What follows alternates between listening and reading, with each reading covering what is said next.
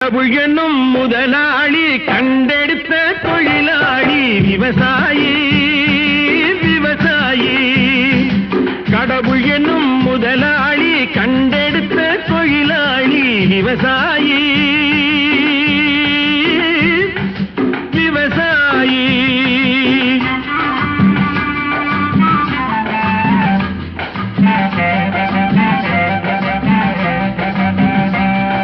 முன்னேற்ற பாதையிலே மனச வைத்து முழு மூச்சாய் அதற்காக தினம் உழைத்து மண்ணிலே முத்தெடுத்து பிறர் வாழ மண்ணிலே முத்தெடுத்து பிறர் வாழ வழங்கும்